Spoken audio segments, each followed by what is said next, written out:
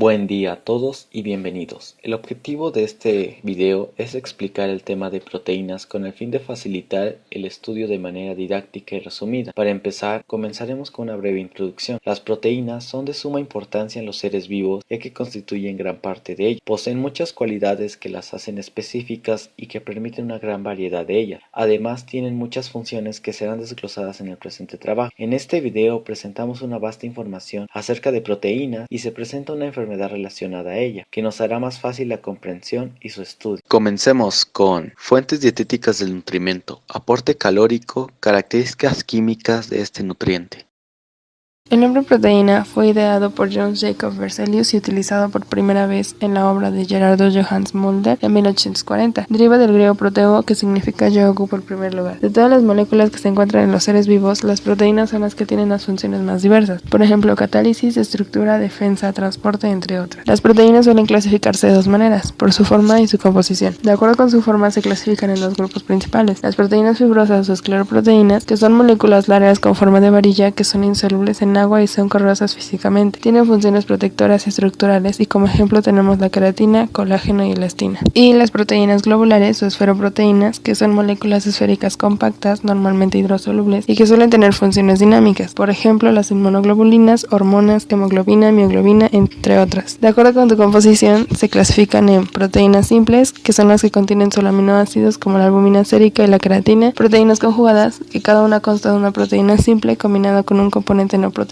que se denomina grupo prostético. Cuando una proteína no tiene grupo prostético, se denomina apoproteína, y cuando una molécula proteica combinada con su grupo prostético se denomina holoproteína. Las proteínas conjugadas se clasifican de acuerdo con la naturaleza de su grupo prostético. Por ejemplo, las glucoproteínas contienen un componente hidrato de carbono, las lipoproteínas contienen moléculas de lípidos, etc. Los bioquímicos diferencian 4 niveles de organización estructural en las proteínas. En la estructura primaria, que es cuando los residuos de aminoácidos están conectados mediante enlaces peptídicos. La estructura secundaria de los polipéptidos está establecida por enlaces de hidrógeno. Los ejemplos destacados de estructuras secundarias son las hélices alfa y las láminas plegadas beta. La estructura terciaria es la conformación tridimensional única que asume una proteína debido a las interacciones entre las cadenas laterales de los aminoácidos. Varios tipos de interacciones estabilizan la estructura terciaria, como el efecto hidrófobo, las interacciones electrostáticas, los enlaces de hidrógeno y determinados enlaces covalentes. Las proteínas, que constan de varias subunidades, se mantienen unidas para enlaces covalentes y no covalentes. El organismo sintetiza algunos de los aminoácidos, pero no puede sintetizar 9 de los 20, por lo que deben ser consumidos en la dieta. Los adultos necesitan comer alrededor de 60 gramos de proteína por día, o sea, 0.8 gramos por kilogramo de peso, o de 10 a 15% del total de calorías. Las proteínas animales de carne, huevos y productos lácteos se asemejan mucho a las proteínas humanas en la composición de sus aminoácidos. Por tanto, los productos animales proporcionan proteínas completas de alta calidad, mientras que las proteínas vegetales son incompletas. No obstante, esto no significa que las proteínas dietéticas deban provenir de la carne. Se pueden combinar alimentos vegetales para que uno proporcione lo que le falta al otro. A continuación veremos secreciones, enzimas digestivas participantes y productos de digestión. Las enzimas son polímeros biológicos que catalizan las reacciones químicas que hacen la vida posible como se conoce. Estas son esenciales para la desintegración de los nutrientes a fin de proporcionar la energía y las unidades químicas de construcción, para el ensamble de estas unidades de construcción en proteínas, DNA, membranas, células y tejidos, y para el aprovechamiento de la energía para impulsar la motilidad celular y la contracción del músculo. Actualmente, las enzimas están clasificadas en oxidorreductasas, transferasas, hidrolasas, liasas, isomerasas y ligasas. Las oxidorreductasas catalizan las oxidaciones y reducciones. Las transferasas catalizan la transferencia de grupos como glucosilo o metilo o grupos fosforilo. Las hidrolasas catalizan la ruptura hidrolítica de los enlaces carbono-carbono, carbono-oxígeno y carbono-nitrógeno y algunos otros. Las liasas catalizan la ruptura de los enlaces carbono-carbono, carbono-oxígeno y carbono-nitrógeno y otros enlaces mediante la eliminación de átomos, dejando enlaces dobles. Las isomerasas catalizan cambios geométricos o estructurales dentro de una molécula. Y por último, las ligasas catalizan la unión de dos moléculas acoplada a la hidrólisis del ATP. En las enzimas, los grupos prostéticos, cofactores y coenzimas van a desempeñar funciones importantes en la catálisis. Muchas coenzimas contienen moléculas no proteínicas e iones metálicos que se relacionan de manera directa en la unión o catálisis del sustrato. Estos van a ser denominados grupos prostéticos, cofactores y coenzimas. Amplían el repertorio de capacidades catalíticas más allá de que ofrece el número limitado de los grupos funcionales presentes en las cadenas laterales aminoacíclicas de los péptidos. Los grupos prostéticos se distinguen por su incorporación fuerte y estable en la estructura proteínica mediante fuerzas covalentes y no covalentes. Algunos ejemplos son el fosfato de piridoxal y el mononucleótido de flavina, también así como los iones metálicos de cobalto, cobre, magnesio, manganeso y zinc. Los metales son los grupos prostéticos más comunes y casi un tercio de todas las enzimas contiene iones metálicos fuertemente enlazados y se denominan metaloenzimas. Los cofactores se asocian de modo reversible con las enzimas o los sustratos, ya que cumplen funciones similares a los de los grupos prostéticos, pero se enlazan de una manera transitoria y disociable a la enzima o a un sustrato como el ATP. A diferencia de los grupos prostéticos que están de modo estable dentro de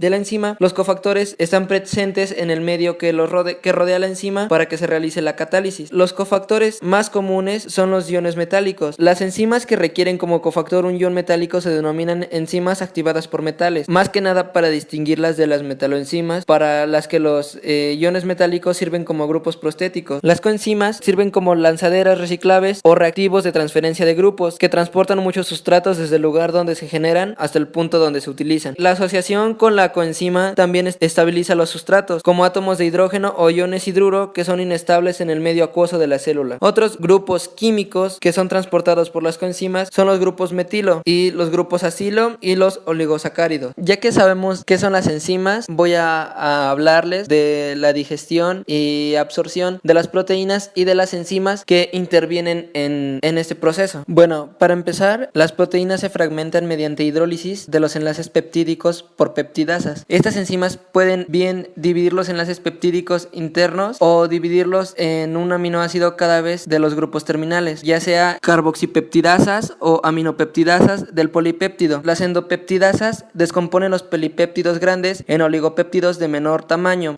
sobre los que actúan exopeptidasas para dar los productos finales de la digestión proteica, aminoácidos y dipéptidos y tripéptidos, que a continuación son absorbidos por los enterocitos. En función del origen de las peptidasas, el proceso de digestión proteica puede dividirse en fase gástrica, fase pancreática y fase intestinal. Bueno, en el estómago, el ácido clorhídrico segregado reduce el pH de 1 a 2, con la consiguiente desnaturalización de las proteínas de la dieta. La desnaturalización despliega las cadenas polipeptídicas y hace que las proteínas sean más accesibles a las proteasas. Además, las células parietales de la mucosa gástrica secretan pepsina, que se libera en forma de su precursor inactivo, pepsinógeno, y que se activa mediante una autoactivación a un pH por debajo de 5 o por la pepsina activa llamada autocatálisis. El péptido liberado permanece unido a la pepsina y actúa como inhibidor de la actividad de la misma. Los principales productos de la digestión de las proteínas por la pepsina son fragmentos peptídicos grandes y algunos aminoácidos libres. Los productos de la digestión proteica del estómago estimulan la liberación de colecistocinina en el duodeno, desencadenando la liberación de las principales enzimas digestivas por el páncreas, así como la contracción de la vesícula biliar para liberar la bilis. Bueno, las enzimas proteolíticas son liberadas desde el páncreas como zimógenos inactivos, de manera similar al pepsinógeno. La enteropeptidasa duodenal convierte el tripsógeno en tripsina activa. Esta enzima es capaz de sufrir una autoactivación. También activa al resto de zimógenos pancreáticos, como es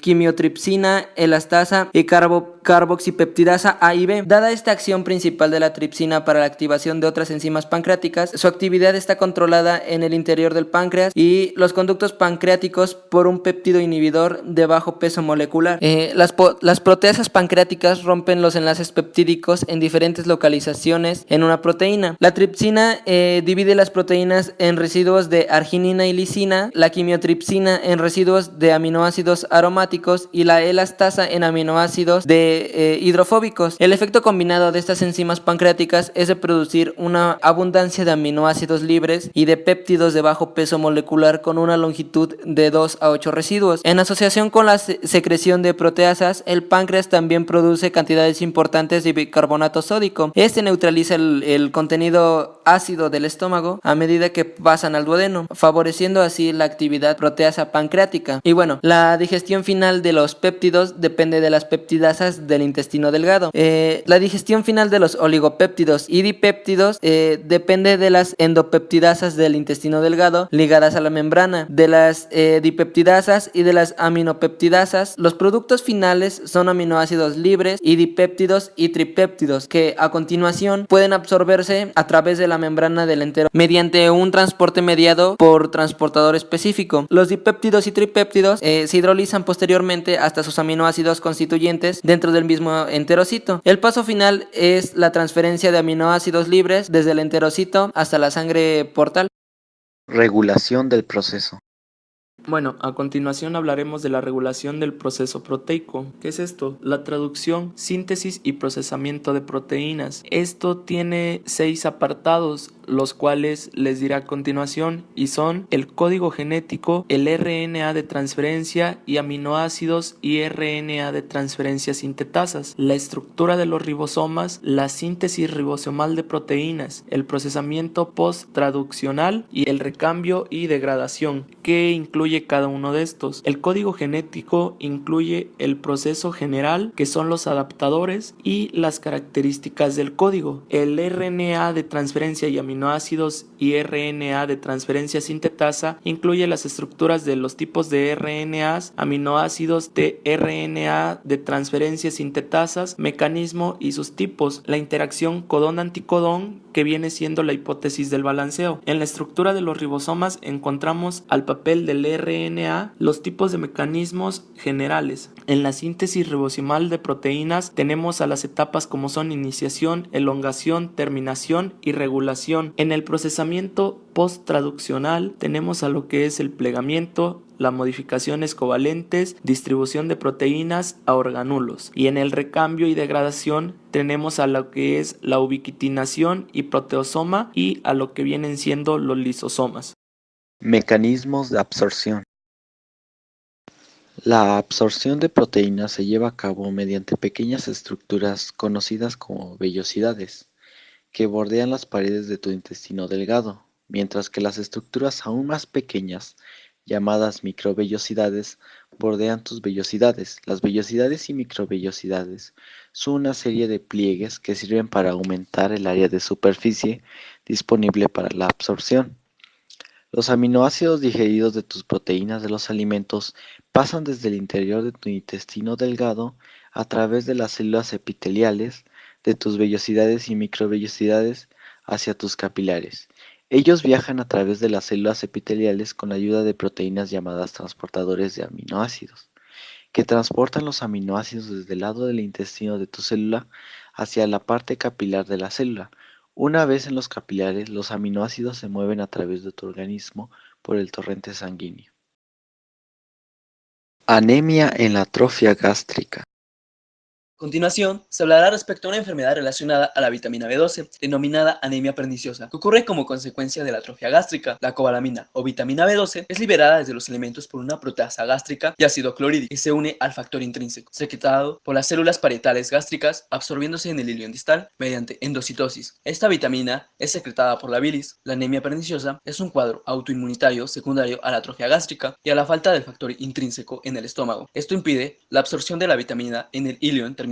Surge cuando la deficiencia de B12 altera el metabolismo del ácido fólico, lo que lleva a una deficiencia de folato funcional, que altera la eritropoiesis y hace que se liberen precursores inmaduros de eritrocitos hacia la circulación, produciéndose así la anemia megaloblástica. La causa más frecuente de la anemia perniciosa es el factor de absorción de vitamina B12, más que por deficiencia en la dieta. Esto puede ser resultado de la falla de secreción del factor intrínseco, causada por la enfermedad autoinmunitaria que afecta a las células parietales o producción de anticuerpos antifactor intrínseco. El déficit de B12 va a provocar la acumulación de metil tetrahidrofolato, llamada trampa de folato, que es la principal forma activa a nivel celular del ácido fólico. Por lo tanto, hay deficiencia de folato a causa de la deficiencia de la vitamina B12. La deficiencia de ácido fólico y la deficiencia de vitamina B12 conduce a la deficiencia de ácido fólico funcional, misma que afecta a la las células que se están dividiendo con rapidez porque requieren de la timidina para la síntesis de DNA, afectando a la médula ósea, lo que da pie a la anemia megaloblástica. La falta del factor intrínseco también puede estar producida por cirugía gástrica y bariátrica después de la extirpación quirúrgica del ilion, por ejemplo, la enfermedad de Crohn, o también se puede producir por la hipocloridia asociada a la edad. Esta afecta del 1 al 3% de los adultos de edad avanzada. La incidencia informada de cáncer gástrico en pacientes con anemia perniciosa varía entre 2 a 10%. En los sujetos con gastritis atrófica del fundus y cuerpo gástrico se han encontrado anticuerpos contra las células parietales en el 90% de los casos, anticuerpos contra el factor intrínseco o contra el complejo B12 en el 50 al 70% de los casos, por lo que se desarrolla anemia perniciosa en un lapso de 6 a 18 años. En estos pacientes se ha hallado un incremento de linfocitos T, así como una mayor expresión de los antígenos leucocitarios humanos clase 2 en la mucosa gástrica. Algunos tipos de gastritis crónica asociada a la anemia perniciosa tienen una distribución familiar y se heredan de manera autosómica dominante. Como conclusión, cabe mencionar que el mal funcionamiento del factor intrínseco, que está localizado en el intestino delgado, causa la anemia perniciosa, misma que a su vez provoca la deficiencia de ácido fólico mediante la trampa de folato, que afecta a la médula espinal, ocasionando la anemia megaloblástica.